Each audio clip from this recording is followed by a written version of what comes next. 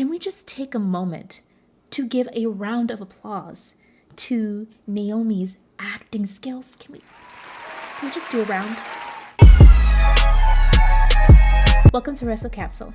I'm Elise, and we're going to be talking about Jade Cargill, Bianca Belair, and Naomi because, of course, I covered this past premium live event, Elimination Chamber, and it came up in conversation, especially with the finding out that Naomi did what she did, and Jade finding out she coming out, and Bianca being all trapped in the pod and she can't do nothing, all that, right?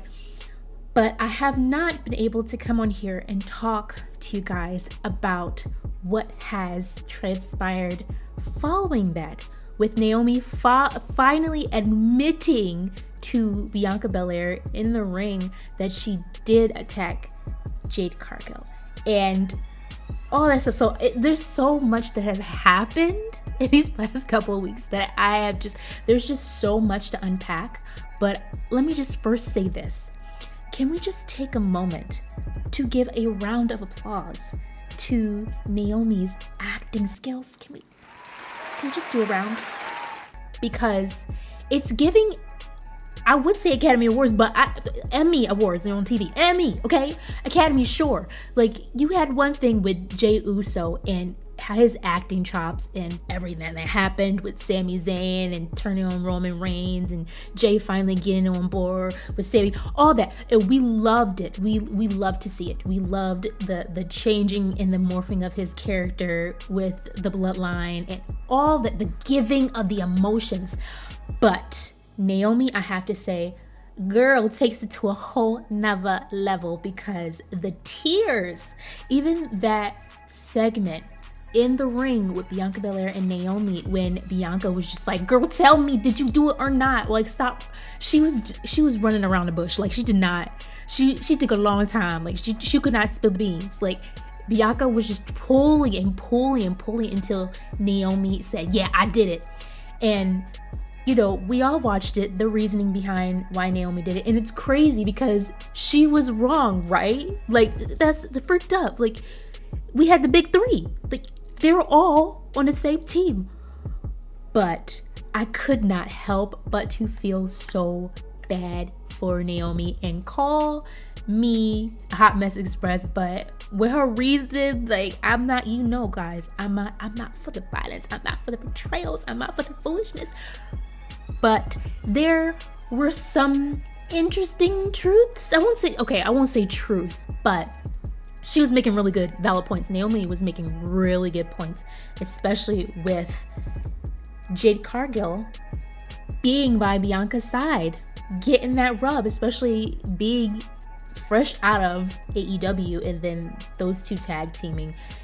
And I already told you, I was like, they should not give Bianca and Jade the belt yet. It's too soon. And what did they do? WWE, they did it anyway. They just do whatever they want. They sometimes take my ideas, and sometimes they're just like, girl, you don't know what you're talking about. They do it anyway. And it's just weird. The whole time, I had a strong feeling that Naomi was going to feel a certain type of way of the ways, because it started off with just Bianca and Naomi. And I can even take it back further and peel back the layers and say it was Naomi, Bianca, and Sasha. Do we not remember when the three ladies, those were original big three? Well, okay, Sasha Banks wasn't big, she was little, but she had a big personality. So you had those three when Naomi and Sasha Banks had the women's tag team championships. You remember back when they were exclusively on the main roster? We're not gonna get into that. I believe Bianca Belair, she had the Raw Women's Championships, all three of them. I vividly remember the picture of them taking it. You know, Bianca Belair had a black eye from that match with Becky Lynch, but that's neither here nor there. But those were the originals. But then everything happened with Sasha Banks and all that stuff, and Naomi coming back, yada yada yada, skip. It was them. Really, would boil it down to it, Bianca and Naomi. Bianca and Naomi, they reunited when Naomi came back to WWE. Like, I was so excited for what they were gonna do with those two. And then you throw in Jade. I was so excited. Running all back, I could see why Naomi was feeling a certain type of way. And throughout the whole time of just watching matches after matches after matches with Bianca and Jade and Naomi fighting tooth and nail to get a W in her matches, it's freaking crazy. Like, in the back of my mind, and I was just like, I know a girl is feeling a certain type of way because she sees her girls. Seeing those two have the championships, also seeing them just work together so well, Jade getting better and better in the ring, being by Bianca Belair's side. Of course the girl was gonna get pissed off. Of course she was gonna be make peanut butter and jelly sandwich. I get why Naomi was feeling pissed and why she did what she did. I don't condone it, of course, but I see why she did it. And for Bianca to just be so distraught, and it's just crazy. But we can skip to this because we've already seen it we've seen what happened. But I really want to talk about this recent promo Naomi did where she was wearing the caution outfit, caution gear. The promo that she cut, she went from being sad to tears to pissed off to revengeful. Like, to see it in her eyes, she was giving Angela Bassett towards the end of her promo. Like, she's not playing with Jade Cargill at all. I love this side of Naomi. The versatility, like her acting chops are they're freaking chopping, y'all. And I am so proud of her. I love how they were showing in the video Naomi's accolades, her being the SmackDown Women's Champion and the reigns that she had, especially as tag team champion, women's tag team champion, and the stuff that she's done in WWE, even back when you look at the Divas era. Like, she's been in WWE for a very long time, and she's just morphed into such an all-around talented female wrestler. I am so freaking excited for what they're going to do with her. In the same breath of me being excited, I also gotta hold my breath a little bit because I don't want WWE to freak this up, because this right here, this storyline, I have to say, it is the most captivating, top tier storyline that WWE has right now in the women's division. And it's so interesting because talk about freaking last year where it was Bailey and Damage Control and Io Sky, and that I was saying that was the most, and that wasn't as up there as this one right now with Jade, Naomi, and Bianca. Like, that was just me trying to grab some straws. But this, like, there's no denying, one of the biggest women's storylines right now. And I don't even think it's getting the credit that it should be getting. This is ridiculous! Jade be in this vulnerable state. Of course, Jade is pissed off because she got attacked. She continues to have to look over her shoulder. If it's not Naomi trying to catch her on a 1-2, it's freaking Raquel Rodriguez and Liv Morgan giving Jade a stank eye, trying to come after her. Like, Jade got a lot of stuff going on, and I totally get why she doesn't trust anyone. We have not seen, or maybe I don't think I saw anything, but we have not seen a real sit down, a real moment between Bianca Belair and Jade Cargill to hash out whatever it is. It's just like Bianca went about her business trying to go for, because now she gets to go after the Women's World Championship, the champion Io Sky and Rhea Ripley in the mix with that whole situation, and they're teasing that it's going to be a triple threat. It's like Adam Pearce said it's not going to be. Come on. Rhea Ripley literally wrote her name in the freaking contract. Like, she bombarded her way back into this. So let's be real. It's going to be a triple threat at WrestleMania 41. Let's be real. I prepared my heart for it. It's happening, right? Like, they haven't said it officially, but it's happening. Bianca's already dealing with what she's dealing with. She's got her eyes on gold, rightfully so. But then she has this thing with her girls, the betrayal, the craziness that is happening with Jade Cargill and Naomi. Like, she's got a lot to deal with right now. But I have not seen Bianca Belair and Jade Cargill actually hash it out and talk about stuff, because clearly Bianca Belair had no clue what Naomi did. So even though Bianca is innocent, I can still see that there is beef. There's stuff brewing there with Jade Cargill and Bianca Belair, which brings me to some things that I've been thinking about in my time away from the channel. Is I'm thinking about WrestleMania right now. It's the biggest event of the year, and I know Jade, Naomi, and Bianca Belair are all going to be in the mix one way or another. So I already talked about how Bianca has her championship match, Io Sky, probably Rhea Ripley for the Women's World Championship. We got that right.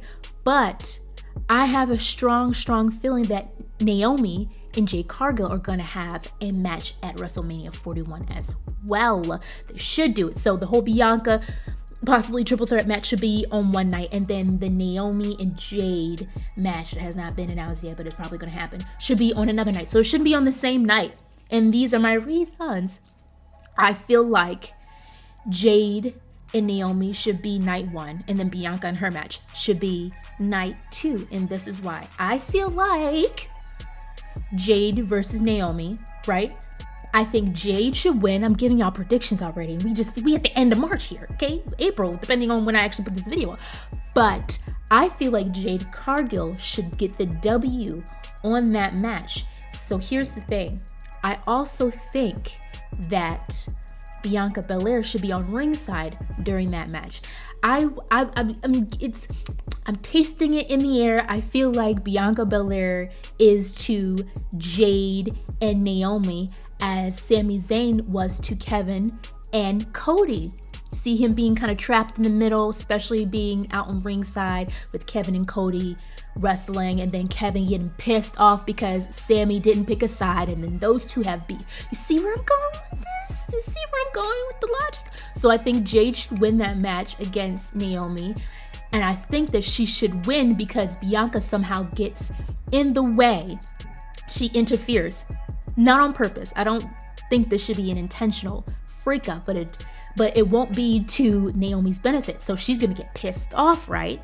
Skip to night 2 when you have the Women's World Championship match, triple threat match, Bianca, Rhea, and Io, right? I think Naomi should come out that night 2 to try to sabotage Bianca Belair's match because she red hot pissed about what happened the night before. And then you have Jade come out and try to run away Naomi, so we all thinking, oh my gosh, Jade is having Bianca's back. Oh my gosh, she not trying to have what happened to her happen to her.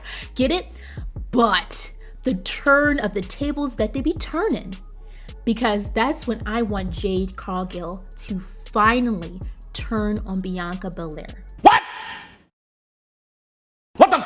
And you guys might be hearing me talk about this and be like, how does the math is the math, and why would that Bianca to do anything? Why would Jade turn on Bianca? Because she doesn't trust anyone. And we have yet to see Bianca and Jade actually hash it out, sit down, and talk about what happened and just heal those wounds of betrayal. Even though Bianca didn't really do anything, but she was still close to the person who betrayed and freaked up Jade, broke the trust. So there's a lot of distrust right now, and I feel like Jade should just be like, you know what, freak this, I can't do this, this is team too much, and go on her own. And there's so many things that WWE creative can do with this with Jade. They can say a whole array of reasons why Jade would turn on Bianca. Like, it's just not out of nowhere. There's so many things that they can pull from. I just mentioned one thing, and this could set up for a big match between Jade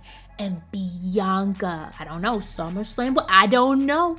But then this could also be something that's brewing, a triple threat match, Jade, Naomi, and Bianca, or y'all, a Naomi and Bianca type situation. Like, there's ways that WWE can do this, but even though there's options, WWE creative has gotten options with this story, it's so easy because of that. It's so easy to freak it up. So this is very fragile. Like, they got gold right here. So I'm just saying, creative, don't. I love y'all. Don't freak it up, okay? For me, for me. I've been watching, okay? I haven't put a video up in a couple weeks, okay? But my eyes have been on the TV screen. I've been watching, so don't freak it up for me because this is important, okay? This is literal stellar black cinema, okay? We need more of this in our lives, and it's so good. It's so good. Everyone is playing a part. Bianca's playing her part. Even her, I gotta give her props for her acting skills with the tears and the pull in the back and it's sisterhood, okay? The sisterhood. They need to not freak this up, okay? And even after WrestleMania, this is why I'm like, okay, Jay needs to turn at this premium live event because then you have more storyline, more things to build. In the end, I do want Naomi to get some gold, but we're not there yet. We got to build on this. This storyline is far more bigger than gold. It's about just developing a character, and there's so many layers. Oh my goodness. So guys, let me know what you thought about what I talked about today. Jade, Naomi, Bianca, all that stuff. Don't forget to like, comment, and subscribe for more episodes. Thank you guys so much for watching. Bye guys.